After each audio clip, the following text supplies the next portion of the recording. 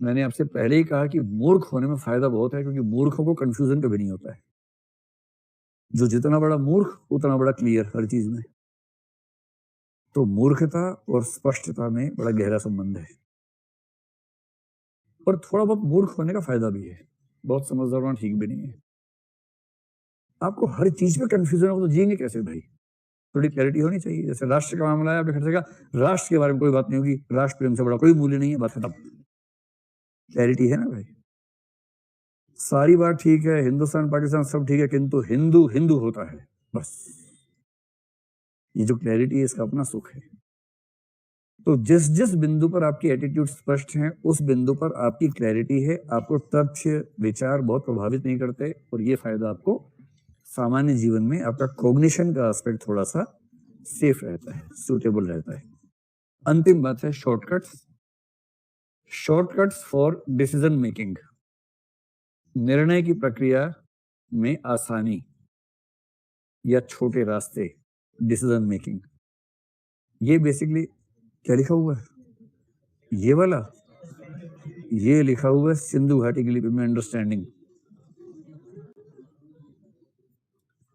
Clarity of understanding, समझने की स्पष्टता। ठीक है। तीसरा है शॉर्टकट फॉर डिसीजन मेकिंग।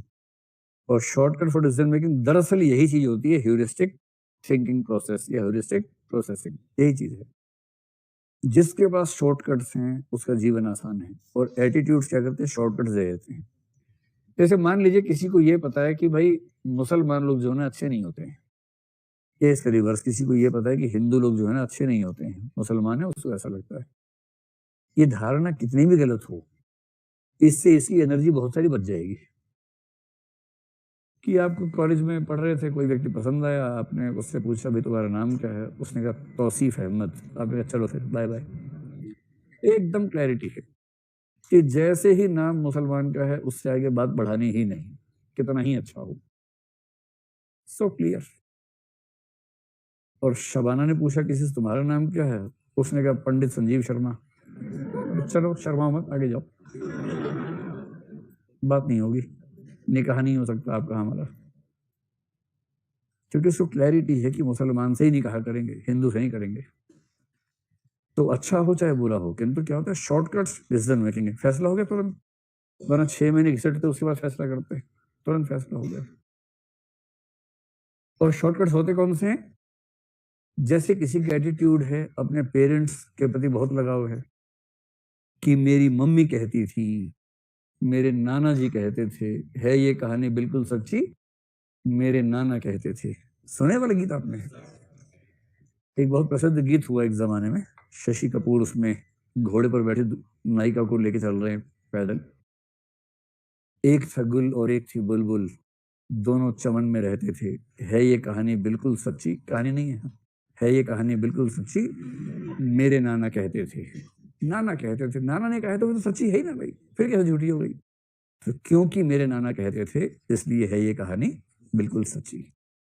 अगर आपको किसी ऐसे व्यक्ति पर भरोसा हो ना कि अरे यार उसने कहा है, नहीं नहीं पापा ने कहा, अरे पापा ने कहा, बात खत्म। पापा कहेंगे नस काटो बेटा, नस काट देंगे हम, लेकिन पापा ने कहा है।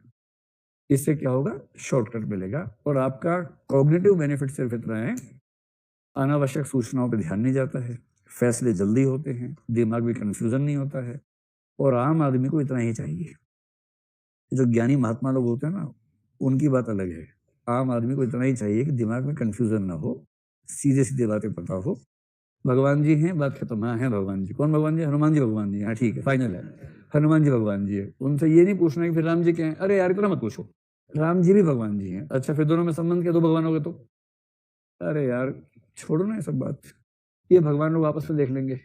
हमारा काम इतना ही है कि मंगलवार को हनुमान जी की पूजा करनी है, और राम जी का किसी भी दिन चल जाएगा, हमें तो सिर्फ इतना पता है। सोमवार शिव जी का क्यों है? भगवान के 7 दिन का नहीं होते? अरे यार दिमाग मत लगाओ। शिव जी का सोमवार होता है, शास्त्रों में कहा है, बात खत्म। लिखा है ना गीता में? नहीं लिखा है? अरे लिखा है, बात खत्म करो यार। कब से सुन रहा हूँ गीता में लिखा है, पढ़ी थोड़ा ना गीता मैंने, लिखा है गीता में बस। ये है शॉर्टकट्स, इनसे जिंदगी हो जाती है बहुत खूबसूरत, बहुत आसान। इसको एंजॉय कीजिए, जिसको बोलते हैं आपकी भाषा में चिल मारो यार। चिल मारने का काम सबसे पहले कौन करता है? एटीट्यूड, संज्ञानात्मक फंक्शन।